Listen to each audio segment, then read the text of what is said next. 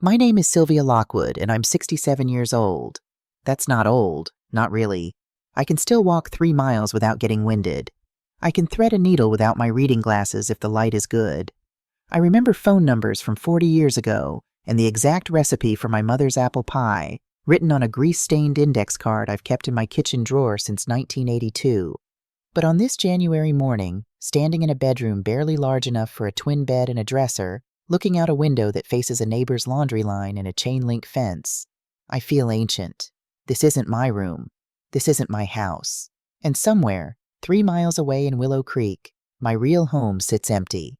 The rose garden my late husband Robert planted 27 years ago is blooming without me.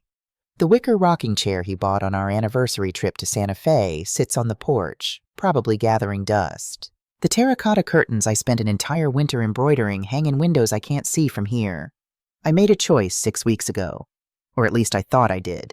Now I'm not so sure if it was a choice or just the inevitable slide that happens when you're a widow living alone, and your only son looks at you with worry in his eyes, and his new wife says all the right words with all the wrong intentions. Let me start from the beginning. Not from this morning, but from 12 years ago, the day my life split into before and after. It was a Tuesday in October. Robert was 58. We were having breakfast at our kitchen table, the one with the blue-checked tablecloth I'd sewn from fabric we bought at a yard sale in 1989.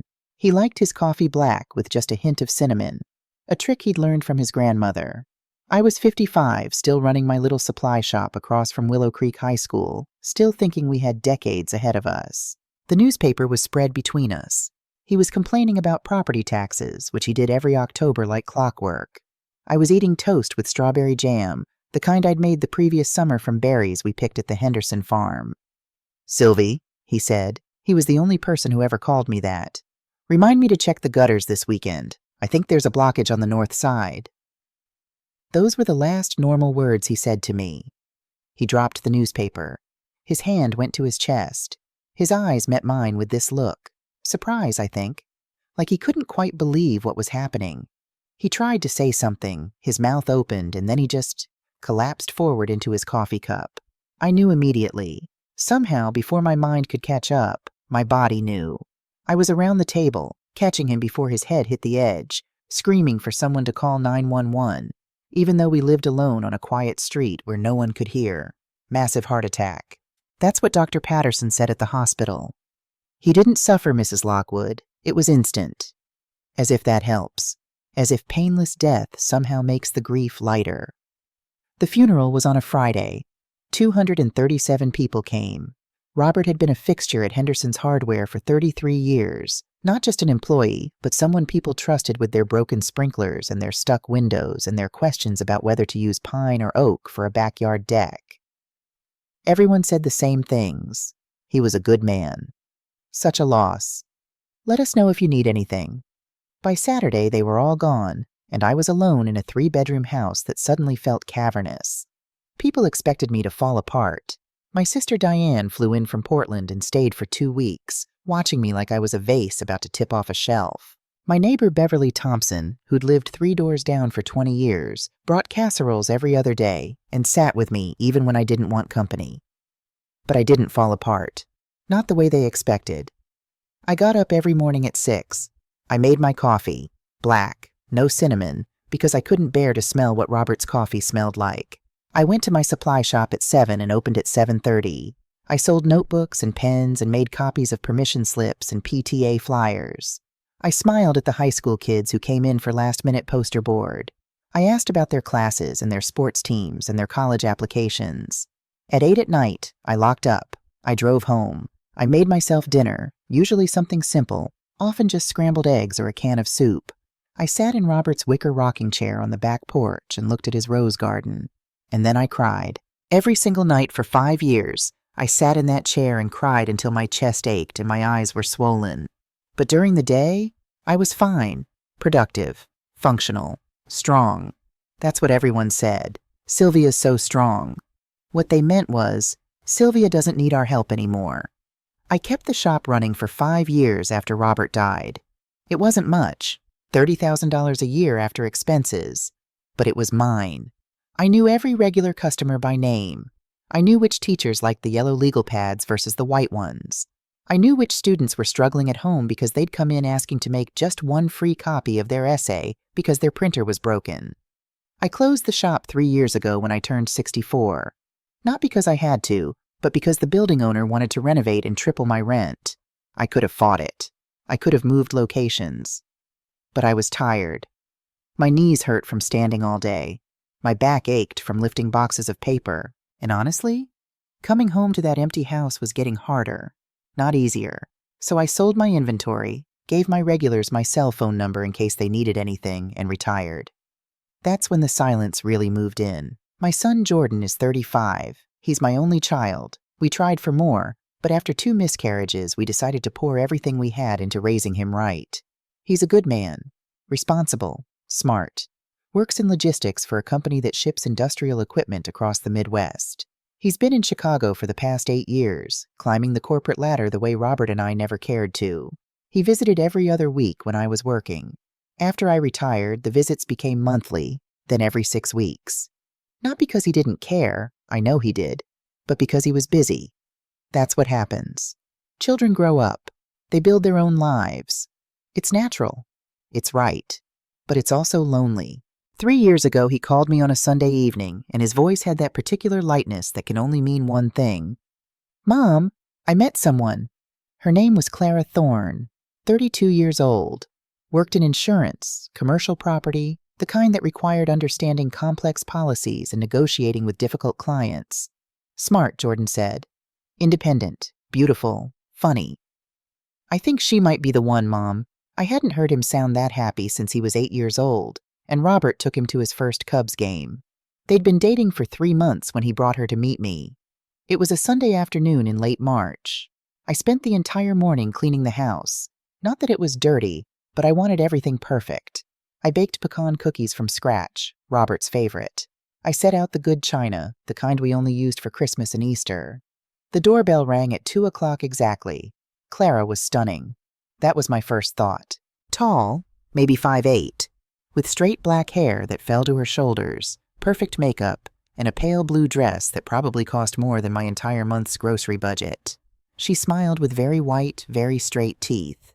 "Mrs. Lockwood," she said, extending her hand. "It's so wonderful to finally meet you. Jordan has told me so much about you." Her handshake was firm, professional. Her eyes swept across the living room, the family photos on the oak cabinet, the terracotta curtains, the floral couch that Robert and I had bought from a furniture outlet in 1998, and something flickered across her face. Not disgust exactly, more like assessment. "What a cozy home," she said. Cozy. That word that people use when they mean small, old-fashioned, outdated. But she smiled, and Jordan smiled, and I pushed the thought away. We sat in the living room. I poured coffee from the pot I'd brewed in my ancient Mr. Coffee machine, the same one Robert and I got as a wedding gift in 1975. Clara took hers black. She ate one cookie, delicately, leaving most of it on her plate. "These are delicious," she said. "Do you make them often?" "Oh, whenever Jordan visits. They were his father's favorite." "Jordan mentioned you're a widow. I'm so sorry for your loss." The way she said it, practiced, smooth, told me she'd said those words many times before. To clients, probably. People filing property damage claims after fires or floods. Appropriate sympathy, professionally delivered.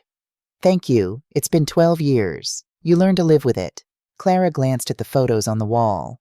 "You have so many pictures. It's nice to have memories." But her tone suggested, "It's a lot of pictures. Maybe too many." I showed them the garden. Clara admired the roses, but didn't ask what kind they were or how long Robert had spent pruning them.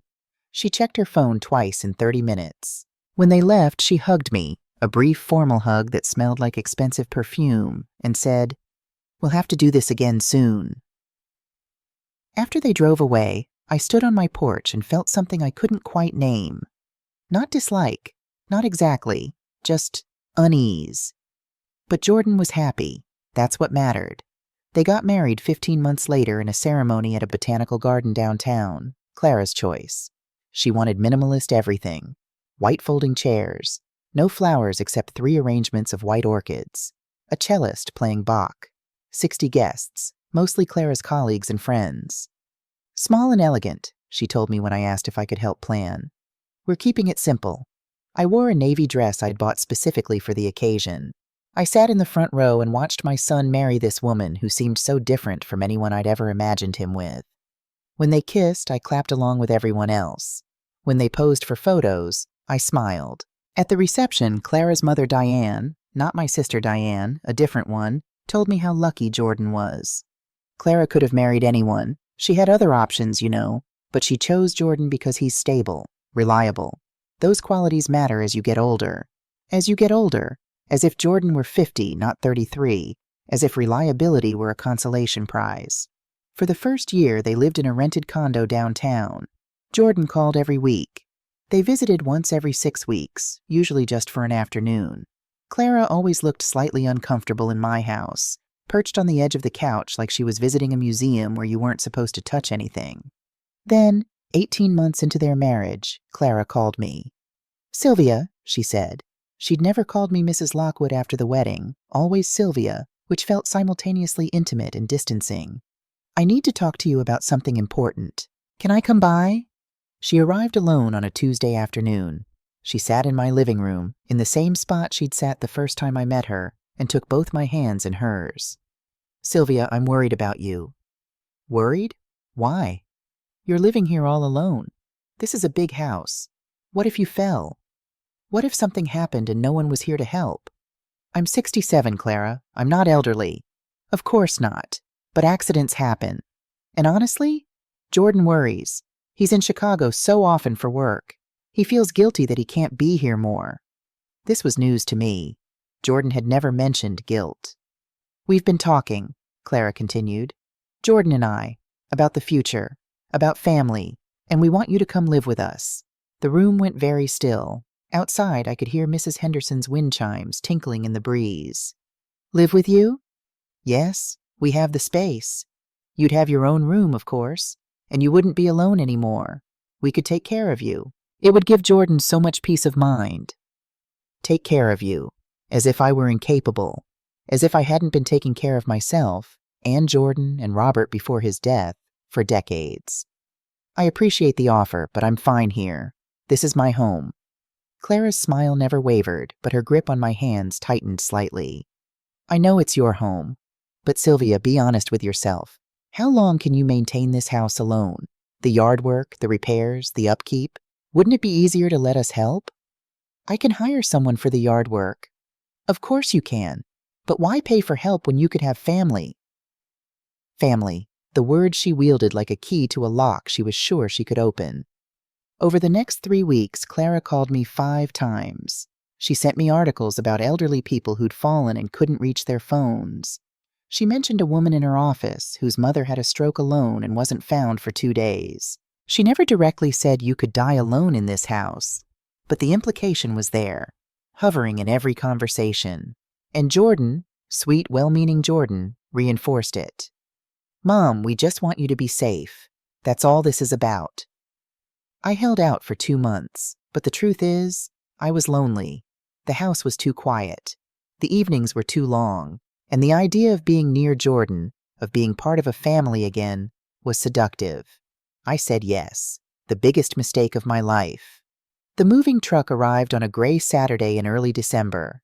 Clara had hired the company. She handled everything, actually. She packed my belongings with ruthless efficiency, sorting things into boxes labeled bedroom, kitchen, donate. "Where's my mother's quilt?" I asked, searching through the boxes in what would become my new room. A space barely 10 by 12 feet with a window overlooking the Millers' backyard and their incessantly barking terrier. "Oh, that old wine-colored one? Sylvia, it was falling apart. I dropped it at Goodwill. They can probably use the fabric for something." Falling apart. My mother had made that quilt by hand in 1968. Every stitch was a memory. Every embroidered yellow flower represented a summer I'd spent helping her in the garden. It wasn't falling apart. It was worn, yes, but it was mine.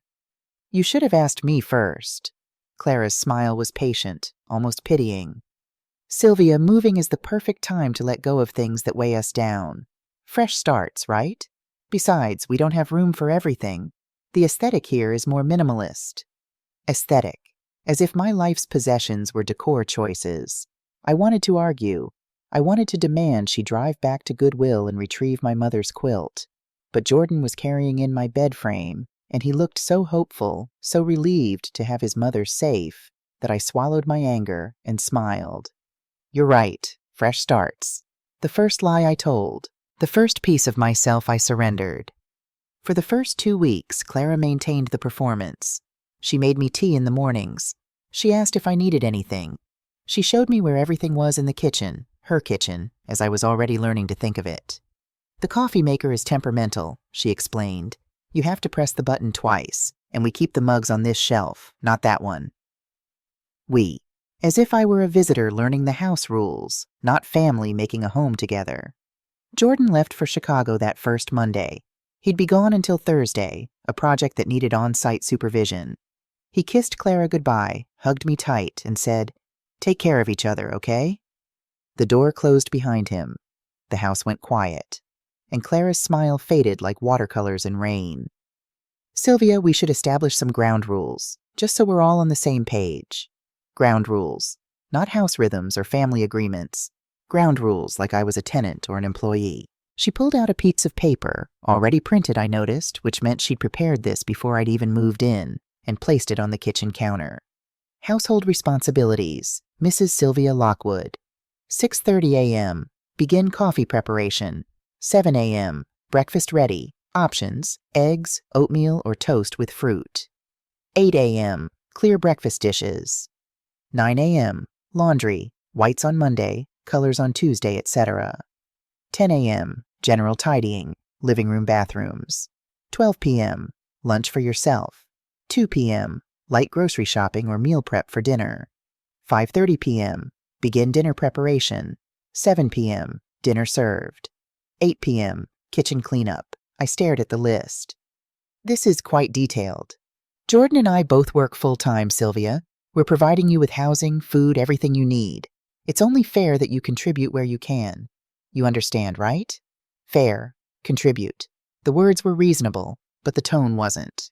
This wasn't a daughter-in-law asking for help. This was an employer handing down job requirements. Of course, I heard myself say. I want to help. The second lie. What I wanted was to go home. By February, the lists had evolved. They appeared every morning on the kitchen counter, written in Clara's precise handwriting on her company letterhead, a small detail that made them feel official, inarguable. Tuesday, February 14th. Clean master bathroom, toilet, sink, shower. Use the bleach under the sink, not the natural cleaner you prefer. Iron Jordan shirts, 5 white, 2 blue, starch on collars. Vacuum entire downstairs. Move furniture, please. Last time you missed corners. Prep ingredients for chicken parmesan. Recipe on fridge. Dust all surfaces in living room. Remember the baseboards. Target run. List attached. At the bottom, a new addition. Estimated completion time. 6 hours. Please manage your time accordingly. I was 67 years old. I'd run a business for 3 decades. I'd raised a child, buried a husband, survived loss that would have broken weaker people. And here I was, being given time management advice by a woman who was young enough to be my daughter. The worst part? I did it. All of it. Every single task, every single day. Because Jordan called every evening at 8, and Clara always answered on speakerphone, and she'd say things like, "Your mom's been such a help today. She made the most amazing chicken parmesan. You're so lucky to have her here." And Jordan would say, "Thanks, Mom. I'm so glad you're there with Clara. I feel so much better knowing you're not alone." Not alone. That's what he thought this was. Companionship, family, love. He had no idea I was disappearing. In March, Clara's friends came over for the first time. 8 women, all around Clara's age, all dressed in expensive athleisure or business casual, carrying designer purses that cost more than I'd spent on groceries in a month. I spent the entire day cooking. Lasagna from scratch, the recipe my mother taught me, with 3 kinds of cheese and homemade sauce that simmered for 4 hours. Garlic bread. Caesar salad with hand-torn romaine. Tiramisu for dessert. My feet ached. My back screamed. My hands smelled like garlic and onions no matter how many times I scrubbed them. "Remember, Sylvia," Clara said that morning, "when you serve, be discreet. Come in, set the plates down, leave. Don't linger. And please wear the apron, the beige one, not your floral one. It's more neutral. Neutral. Invisible. That's what she wanted. At 7 p.m., the women arrived in a cloud of perfume and laughter. They sat in the dining room I'd helped choose furniture for, back when Clara still pretended to value my opinion, and talked about sales numbers and vacation homes in Cabo and whose husband was up for which promotion. I served the lasagna. "Oh my God, this is incredible," one woman said. I later learned her name was Patricia. "Clara, you made this?" Clara didn't miss a beat. "Thanks. It's my grandmother's recipe." I stood frozen in the kitchen doorway, the serving spoon still in my hand. Her grandmother's recipe. My mother's recipe. The one I'd made every Easter for 40 years. Clara didn't even glance my way.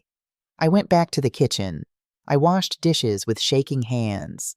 I scraped leftovers into containers. I wiped down counters that were already clean because I needed something to do with my hands besides curl them into fists. Around 9:30, one of the women, blonde, younger than the others, came into the kitchen for more wine. She saw me standing at the sink and did a double take. "Oh, I didn't realize Clara had help tonight." "What's your name?" I'm Sylvia. I'm Jordan's mother." The woman's face went through several expressions in rapid succession. Surprise, embarrassment, something that might have been pity. "Oh God, I'm so sorry. I thought you were serving and—" She trailed off, backing out of the kitchen like I was a wound she'd accidentally poked. I heard her whisper something to the group. Someone said, "Really? Oh no, how awkward." But no one came to apologize. No one asked why Jordan's mother was in the kitchen while they ate the food she'd cooked. And Clara certainly didn't correct anyone's assumptions. That night I ate leftovers standing at the counter after they'd all left. Clara was in the living room, feet up, scrolling through her phone, laughing at something. "Great party," she called out. "Thanks for your help today, Sylvia." Help, as if I'd been an assistant, a volunteer, not the invisible woman whose labor had made her evening possible. By April, I'd lost 15 pounds. My clothes hung loose. My face looked gaunt in the bathroom mirror. The guest bathroom, since I wasn't allowed to use the master even when no one was home. Jordan noticed on one of his brief visits home. "Mom, you look thin. Are you eating enough?" "I'm fine, sweetheart," Clara cut in smoothly. "You know how it is at our age, Jordan. Metabolism changes." Actually, Sylvia looks great. Very healthy. Our age. She was 32. I was 67. But in Clara's mind, we were both just older women who needed to watch our weight. Jordan dropped it. He always dropped things when Clara reassured him. May was when I stopped eating with them entirely. Not because Clara told me to. She was too smart for that. But the atmosphere at dinner was so thick with tension, with Clara's pointed comments about how I'd oversalted the roast, or the vegetables could have been crispier, that my stomach clenched every time I sat down. So I started eating in the kitchen, quick meals, standing up, whatever they didn't finish. "Sylvia prefers eating earlier," Clara told Jordan when he asked. "You know how older people are with their digestion?" Older people. As if I were ancient. As if I were someone whose preferences didn't matter because I was simply old. The isolation was complete. I stopped calling my friends. What would I tell them? That my son's wife treated me like hired help? That I was 67 years old and being given chore lists like a teenager? It sounded pathetic. I sounded pathetic. Beverly Thompson called me twice in May. I let both calls go to voicemail. I was ashamed. July came with heat that shimmered off the pavement and made the air taste like copper. It was the first Saturday of the month, and Jordan was supposed to be in Chicago until Monday, some logistics conference that Clara had mentioned several times, almost insisting I remember the details. That morning I was in the backyard watering the plants. Clara had insisted on red geraniums instead of roses. Easier to maintain, Sylvia, and frankly more modern. But even the geraniums looked sad, like they knew they didn't belong. The back door slammed open. "Sylvia." Clara's voice could cut glass when she wanted it to. I jumped, dropped the hose, watched water pool across the grass. She stood on the deck in neon pink athletic wear, fresh from her spin class, white sneakers pristine. Her face was flushed, not from exercise, but from anger. "Did you even look at the front of the house before you started playing in the garden?" Playing, as if watering plants were a hobby, not one of the 17 tasks on today's list. What's wrong? The sidewalk is covered in leaves. It looks like we don't take care of our property. Do you have any idea how that reflects on us? Our property. Always our. Never Jordan's house or the family home. Always ours, with me permanently excluded from that plural pronoun. I'll clean it up after. No, now. The neighbors are watching. What will they think? She disappeared into the house and returned with the broom, the old push broom with the wooden handle that I recognized from my own garage. She'd taken it when we moved my things. She threw it toward me. Not handed it. Threw it. The handle hit my arm, hard enough to sting, hard enough that I knew it would bruise. Stop pretending you're the lady of this house, Sylvia. Her voice was different now, lower, meaner. The pretense was gone. Do something useful for once. The words hit harder than the broom. I stood there, 67 years old, in the backyard of a house I didn't own, being spoken to like a servant. Like less than a servant. Servants got paid. I should have fought back. I should have thrown the broom down and walked out. I should have called Jordan right then. But I didn't. I picked up the broom, I walked to the front of the house, and I started sweeping. The sun was brutal. I hadn't put on sunscreen or a hat. My white cotton blouse stuck to my back within minutes. Sweat ran down my temples, mixed with something else. Tears I couldn't hold back anymore. Sweep, sweep, sweep. Leaves gathered in pathetic little piles. The bristles scraped against concrete that burned through my thin-soled shoes. Beverly Thompson came out of her house 3 doors down. She was 70 now, rounder than she'd been when we were neighbors, but her eyes were just as sharp. She saw me. Her hand went to her mouth. Emily Parker walked by with her baby in a stroller. She was maybe 25, living in the corner house with her husband who worked nights. She slowed down when she saw me. "Mrs. Lockwood? Are you okay?" I couldn't answer. If I opened my mouth, I would break completely. Across the street, William Davis was watering his lawn. He shut off the hose, stared, shook his head with disgust. Not at me, I realized, but at the situation, at what he was witnessing. Everyone saw, everyone knew. And I kept sweeping because I didn't know what else to do. Clara watched from the porch, arms crossed like a prison guard. "Faster, Sylvia. I have friends coming at 2. I won't have them thinking we live like slobs." The tears came harder. They dropped onto the concrete, dark spots that vanished in seconds under the July heat. This is how dignity dies, I thought. Not in one dramatic moment, but in 1,000 small cuts until you're bleeding out on a sidewalk with a broom in your hands while your daughter-in-law watches like you're a performance she's directing. Then I heard it. An engine. Familiar. A car turning onto our street. No, not our street. Their street. I didn't belong here. I looked up, tears blurring my vision. A navy blue Ford Escape. Jordan's car. My heart stopped. He wasn't supposed to be here. He was in Chicago. He was at a conference. He wasn't coming home until Monday. The car pulled to the curb. The engine cut out. The driver's door opened. Jordan got out, briefcase in hand, his tie loosened, his white shirt wrinkled from travel. He looked exhausted. Dark circles under his eyes, his hair sticking up like he'd been running his hands through it. He looked at his car. He looked at the house. He looked at Clara on the porch. And then he looked at me, his mother, standing on the sidewalk in the midday heat, a broom in her hands, tears streaming down her face, leaves scattered around her feet like evidence of some crime she'd committed. Our eyes met. Something in his face changed, hardened, transformed into an expression I'd never seen before. The briefcase hit the pavement with a thud that sounded like a gunshot. "What the hell is going on here?" Clara's face went white. Actual white, like all the blood had drained straight to her feet. "Jordan, honey, what a surprise. I thought you were in Chicago until—" "What is going on here?" His voice was ice, controlled rage, each word deliberate, spaced out like he was counting to 10 between them. Beverly Thompson stepped off her porch. "Young man," she called out, her voice shaking with fury I'd never heard from her before. "Your wife has been treating your mother like hired help. We've all seen it. For months now. But this," she gestured at me, still standing there with the damn broom. "This is abuse." "Abuse?" Clara laughed, but it came out wrong. Shrill. "Beverly, you're being dramatic. Sylvia was just helping out." "I watched her throw that broom at your mother." Beverly said flatly. Don't lie to me, girl. I've lived 70 years. I know the difference between asking for help and forcing labor. Emily Parker had stopped, her baby's stroller parked on the sidewalk. It's true, Mr. Lockwood. I've seen a lot. Your mother doesn't deserve this. Jordan's jaw clenched. He walked past Clara without looking at her, came straight to me. He took the broom from my hands, gently like I might break, and threw it onto the lawn. Mom, his voice cracked. How long? Jordan, it's not. How long? Since January, I whispered. But it's fine. I'm fine. You're not fine. Look at you. His hands were shaking. You've lost weight. You're sweating through your clothes. You're crying on a sidewalk while sweeping leaves. This is not fine.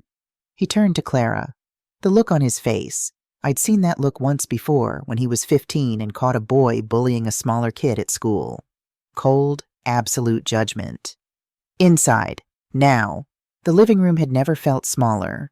Jordan stood in the center, slowly turning, taking in everything like he was seeing it for the first time. I realized he was. Really seeing it, I mean.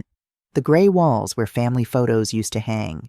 The minimalist furniture that looked like a hotel lobby. The abstract paintings, smudges of color that meant nothing, represented nothing, were nothing. Where are the pictures of Dad? His voice was quiet now, dangerously quiet. Clara started to answer, but he held up a hand. I'm not asking you, I'm asking my mother. I swallowed hard. Clara put them away. She said they made the room look dated. Dated. He repeated the word like he was tasting poison. My father's pictures made the room look dated. Jordan, I can explain. Then explain, please.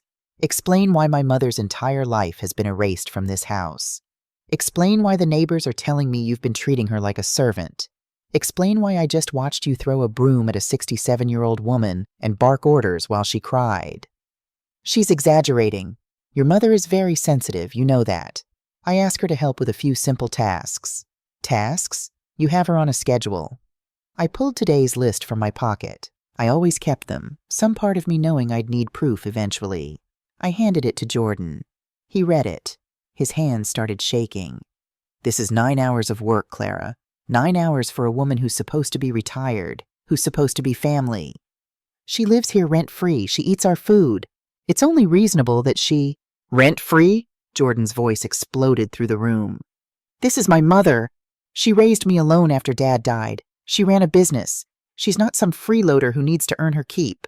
Clara's mask was cracking. I could see it. The careful construction of the kind, concerned daughter-in-law splintering like ice under pressure.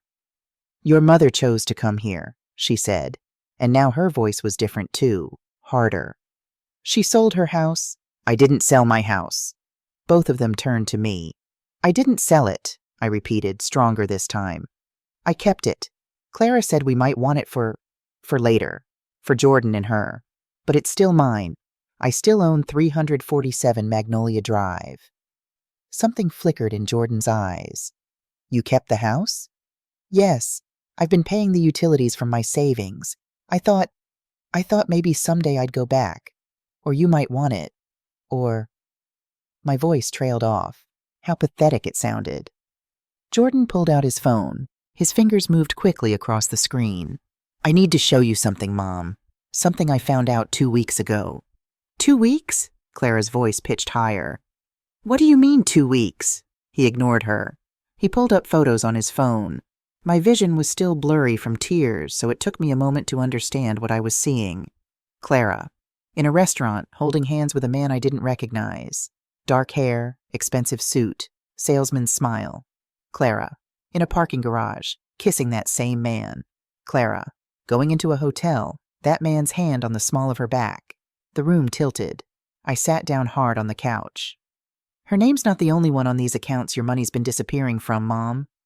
What? I could barely form words.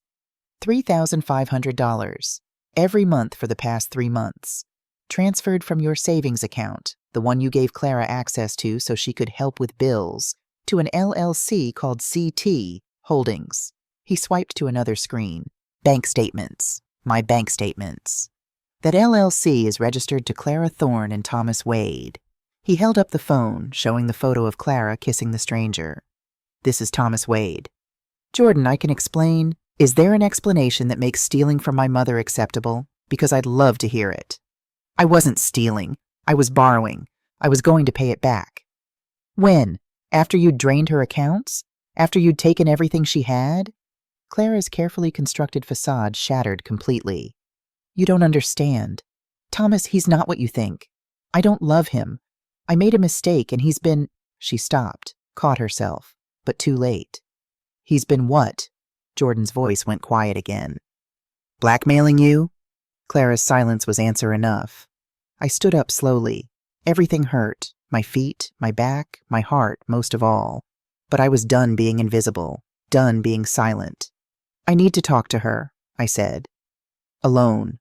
Jordan started to protest, but I cut him off. "Please, son, let me do this." Jordan left reluctantly, parking his car at the curb where I could see him through the window, close enough to intervene, far enough to give me space. Clara and I stood on opposite sides of the living room. "I know how this looks," she started. "Do you?" I interrupted.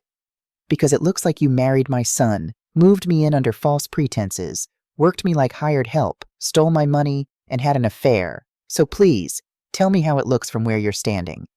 She crumpled onto the couch, her perfect posture collapsing. "I never meant for any of this to happen." "Then what did you mean to happen?" "Can I tell you the truth? The whole truth?" I sat across from her. "You owe me that much. The story came out in pieces. A work conference 18 months ago, a hotel bar, a man named Thomas Wade who was charming and exciting and everything Jordan wasn't. One night, one mistake. I woke up hating myself," she whispered. "I came home and Jordan was so happy, so full of wedding plans, and I felt like garbage. I thought I could forget about it. But Thomas didn't let you forget." Her head snapped up. "How did you know?" "Jordan mentioned blackmail. What did Thomas want?" $50,000. He'd recorded everything that night. Video, audio. Said if I paid him, he'd disappear forever. But I didn't have that kind of money. Jordan and I keep separate accounts because of the prenup. I'd spent everything on the wedding and this house. The pieces fell into place. So you took mine. I saw you'd given me access to your account, and there was all that money just sitting there, and I thought—" She caught herself. "No, I took it. I stole from you. $3,500 a month for 3 months. I told myself I'd pay it back, but I don't know if I really would have." "And the rest? The lists? The abuse?" "Thomas kept pressuring me. I was stressed all the time, and I took it out on you. You were just there. Always there. And I couldn't breathe with my own guilt, so I made you smaller instead. I made you disappear so I could feel less powerless." She looked at me with red eyes. "I hate myself for it." The silence stretched. Outside, Jordan was on his phone, pacing. "Is that everything?" I asked quietly. Something flickered in her face. Fear. "There's more, isn't there?" She stood, walked to the window, her back to me. "You think your house on Magnolia Drive is completely yours?" Ice flooded my veins. 15 years ago, Robert took out a loan, $80,000, using the house as collateral. He used it to expand your shop. She turned to face me. He died 3 years into the repayment plan. The loan company, Harper and Associates, didn't pursue it immediately. They waited. Let the interest compound while your property value went up. "How much?" I could barely speak. $145,000, with penalties and interest. The room spun. "No, someone would have contacted me. They did. Sent notices to Magnolia Drive. When you moved here, I collected your mail, remember? I found the letters." She went to the kitchen, pulled out a manila folder from a drawer I'd never been allowed to access. My hands shook as I opened it. Official letters, notices of default, warnings of foreclosure. The most recent one dated 2 weeks ago. Final notice, 90 days to satisfy $145,000 or property will be foreclosed. 90 days. I had 76 left. "Why?" The word came out broken. "Why hide this?" "Because I thought I could fix it. Some of the money I took, I was setting it aside to negotiate with them. I thought I could protect you from losing everything. By stealing from me. I know it sounds insane, but your house, Sylvia, it's all you have left of Robert. I couldn't watch you lose it. I stood slowly. Here's what's going to happen. You're giving me all the documents, a written account of where every dollar went. Then we're telling Jordan everything. Together. He'll leave me. That's his choice. But I'm done with lies. I walked to the door and opened it. Jordan was inside in seconds. Mom? Sit down, son. It's time you heard everything. I let Clara tell most of it. The affair, the blackmail, the theft. Then I told him about the house. Jordan sat frozen through all of it. When we finished, the silence lasted a full minute. I want a divorce. Jordan, please. No. His voice was steel. You lied. You stole. You abused my mother. You hid a debt that could cost her everything. There's nothing you could say that would make this okay. He turned to me. Mom, what Clara did is elder financial abuse. It's a felony. Do you want to press charges? I'd thought about this. No, I want 3 things instead. Clara looked up, desperate hope in her eyes. First, you repay the $10,500. 12 months. I don't care how. I will, I promise. Second, you write apology letters to everyone who witnessed your treatment of me. Beverly Thompson, Emily Parker, William Davis. You take full responsibility. She nodded, face burning with shame. Third, after the divorce, you never contact us again. No emails, no checking in. You move on, and we move on. And you won't press charges? No, not because you deserve mercy, but because I'm 67 and I don't have time for hatred. I want my life back. Jordan was looking at me with something like awe. There's still the house debt. $145. Your savings are $45,000. Even with what Clara returns, you're $90,000 short. I could sell the land upstate, but that takes 6 months. I have 76 days. Jordan pulled out his phone. I need to make some calls. Clara stood. I should pack. I'll stay with my mother. As she headed upstairs, she paused. Sylvia, watching you handle everything I threw at you with dignity, I learned what real strength looks like. I'm sorry I tried to break it. I didn't respond. Some apologies need time. After Clara left, Jordan sat me down. Mom, I need to tell you something. I haven't been completely honest either. My heart sank. What do you mean? 3 weeks ago, I got a call from Beverly Thompson. She reached out through Facebook, said she was worried about you. She'd seen things, Clara's treatment, you looking worse every visit. She sent me photos, you cleaning, serving, looking exhausted. 3 weeks ago? My mind raced. But the Saturday incident wasn't a coincidence. I wasn't in Chicago, Mom. I was at my friend Kevin's house, 2 miles away. I'd been watching, waiting. You knew? And you let me keep suffering? I needed proof that would hold up legally. If I confronted Clara too soon, she'd have time to hide evidence, manipulate the story. I needed her to show her true nature in a way no one could deny. His voice cracked. I know it sounds calculating. I know I let you hurt longer than I should have, and I'll regret that for the rest of my life. But Mom, I also did something else. He pulled out more papers. Your house. I've been paying the utilities for the last 6 months. I hired Mr. Davis to check on it twice a week, water the garden, maintain everything. And I contacted Harper & Associates. You what? I negotiated with them. Your property is worth $480. They're willing to reduce the debt to $100,000 if you pay it in full. They'd rather have quick payment than drag through foreclosure. I have $70,000 saved. With your $45,000, we're $15,000 short. But I can get a loan for that. Mom, we can save the house. Tears streamed down my face. You were planning this the whole time? From the moment Beverly called, I've been building a case, gathering evidence, protecting your assets, and setting up the financial pieces. I just needed Clara to expose herself completely so there'd be no question in the divorce proceedings. Why didn't you tell me? Because you needed to be genuinely hurt for the neighbor's testimony to be authentic. Because I needed Clara to feel comfortable enough to keep revealing herself. He grabbed my hands. I used you, Mom. I let you suffer to build a legal case. And I'm so sorry.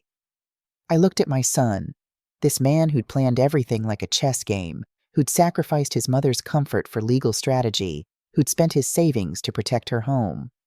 You're not your father, I said slowly. Robert would have charged in immediately, heart first. You're more calculating. But Jordan, you got the result.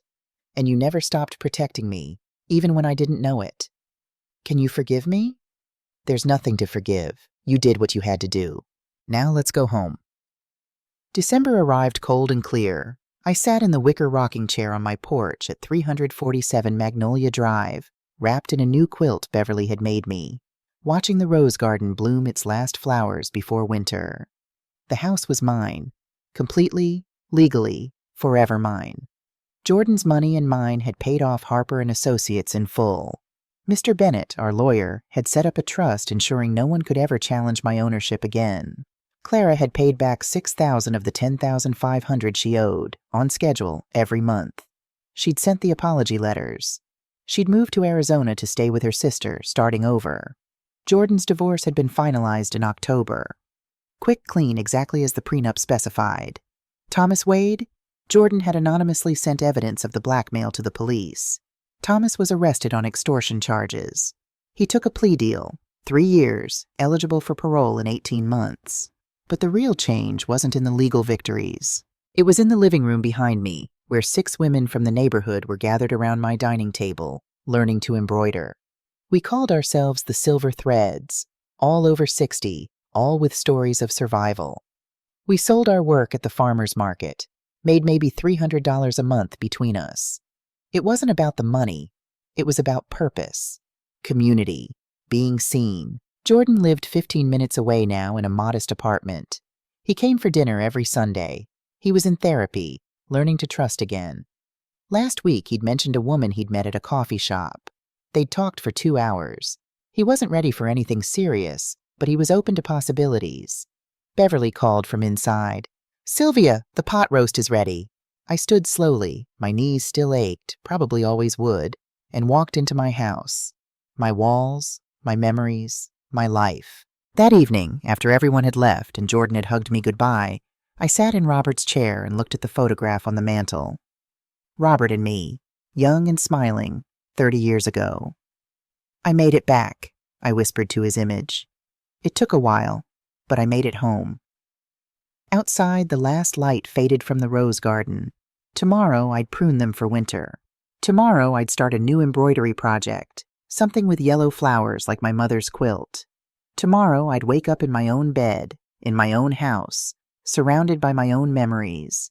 Tomorrow, I'd be free. But tonight, I just rocked in the chair my husband bought me, in the house we built together, and felt something I hadn't felt in a year. Peace.